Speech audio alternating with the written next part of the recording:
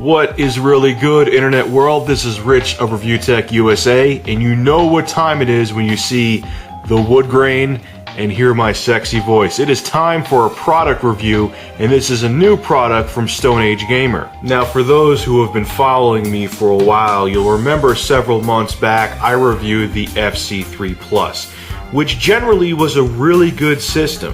The FC3 Plus played Sega Genesis, Super Nintendo, and Nintendo games, and it was a good clone of all three game consoles. The thing that killed the FC3 Plus was the fact you could only use Yobo's proprietary controllers, and that turned off a lot of people, including myself. Now, it was only a matter of time before someone came around to dethrone Yobo, and that would be Hyperkin, and Stone Age Gamer sent me this product. The new 3-in-1 system is the RetroN 3 by Hyperkin. Now I'll show you what you get with the system. Here is the system itself. I already did an unboxing of it because it would just, I have a lot to show in this video, so I don't want to take up too much time. So you get two wireless infrared controllers, which I'll tell you right now, these things are absolutely terrible. I have been playing with the system and you can't even use them. They're unplayable on all three consoles. You get included, which I think is really nice, is you not only get composite cables, you get stereo, left, right, and video. You get a pretty hefty S-video cable as well. So if you want improved picture on your Super Nintendo and Sega Genesis, you can use S-video. Unfortunately, S-video does not work with the Nintendo, which is pretty disappointing. You get your fairly hefty power adapter. This is actually one of the bigger power adapters I've seen with the clone consoles. Usually they're very small, they're almost like cell phone adapters, but this one almost looks like the old school Nintendo one. It's not as big, but it's pretty large considering. Okay, last but definitely not least is the RetroN 3 console itself, and I will say right off the bat is that this console is built better than other clone consoles. All of the switches feel really solid, the reset button feels good. I like that they have this dial to switch between the NES, Genesis, and Super Nintendo. The only thing I don't get is that it has 4 slots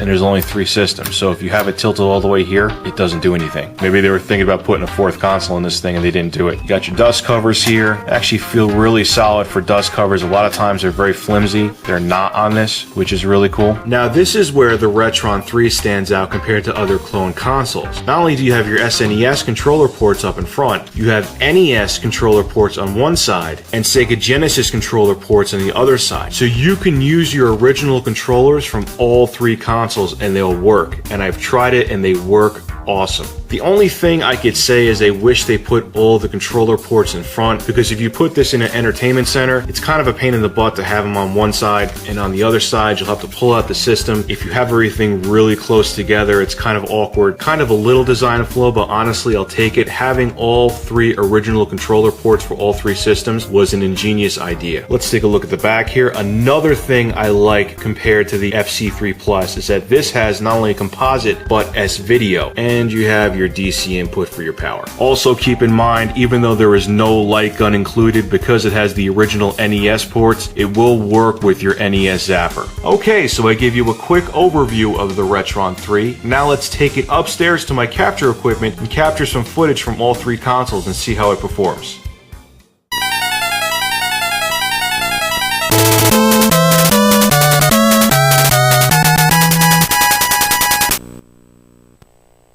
We're going to start off with the NES section of the RetroN 3. This is Section Z for the Nintendo, and it plays this game very well. The only thing I'll say, like the FC3 Plus, is that the RetroN 3's output gain for the NES is very quiet. I had to raise the volume of the NES games in post-production to make it audible for this review. So quick heads up, be prepared to crank the volume on your TV or home theater system if you want to play NES games on the RetroN 3. And also, the sound is not accurate to the original NES. Take a listen to the intro of Section Z and you'll hear what I mean.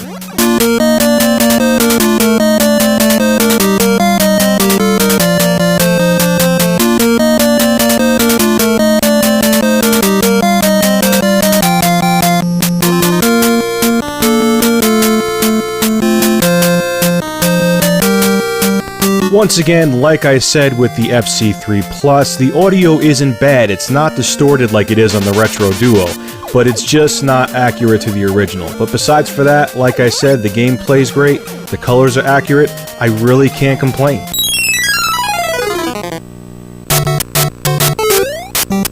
Now, of course, I had to include Super Mario Bros. With the NES games. I know a lot of people would have asked me about it. The colors are a little inaccurate, the sound, once again, is a little off, but it's more than playable. If it looks a little extra pixelated, it's because of the fact that I had to convert from composite to S-video to capture video footage, but the game, once again, is very playable. Just don't expect it to be a perfect experience.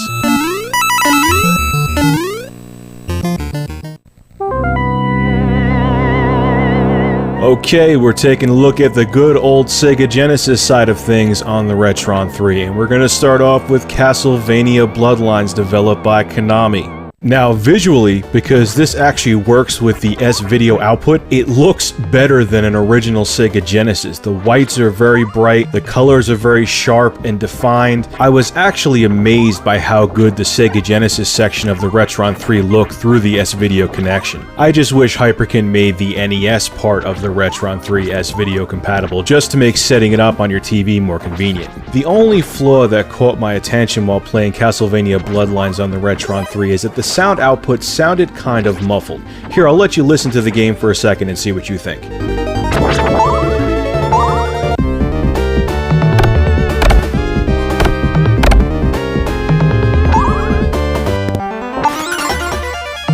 Did you hear how the snare and the high-frequency sound effects in that little clip sounded really rolled off? Maybe not if you're not familiar with Castlevania Bloodlines, but I noticed it.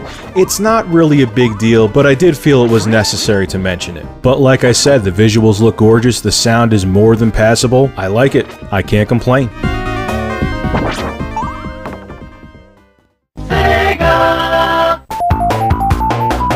Now, due to time constraints, I'm not going to be able to go into too much detail about this game, but I don't think I need to. This is Sonic the Hedgehog for the Sega Genesis. It plays perfect. The only thing that I noticed big time was that the sound was off. I'll let you listen.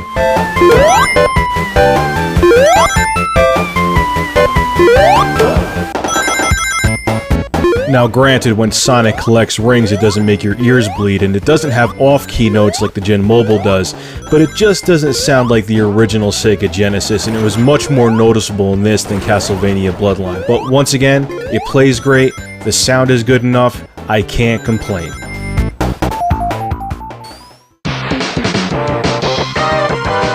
Okay then, due to time constraints, I'm gonna have to bundle the two SNES games together, but I don't mind doing that because honestly, the SNES side of the RetroN 3 is pretty much spot on to the original SNES. The sound in Mega Man X was perfect, and so was the gameplay.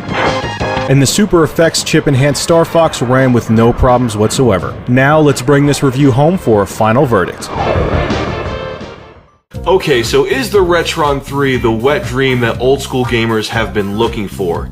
Pretty much, yeah. All three systems perform pretty well, you can use all your old school controllers with the system, and it has S-video out to get the better picture quality. But unfortunately, the RetroN 3 does still have some glaring flaws. The first being these horrible controllers. First off, what is with using infrared? You have to have the controller directly in front of the system, and even when you have these in front of the system, they're not responsive. There's a huge delay. They're worthless. You can't use them. They make games unplayable. Just, if you get the system, throw these things in the garbage. That's all you can do with them. The second problem with the RetroN 3, and this is a big one as well, is that it has the same compatibility issues. It doesn't work with Virtual Racing. It doesn't work with Street Fighter Alpha 2. It doesn't work with Castlevania 3.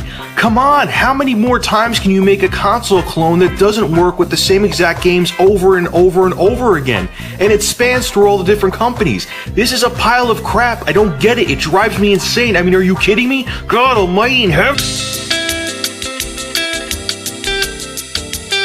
So my final verdict on the RetroN 3 is, if you've been on the fence about getting a clone console, this is the one to buy. It's not perfect, but it comes pretty damn close. Anyway, this is Rich of ReviewTechUSA. For more gaming and technology reviews, go to ReviewTechUSA.com.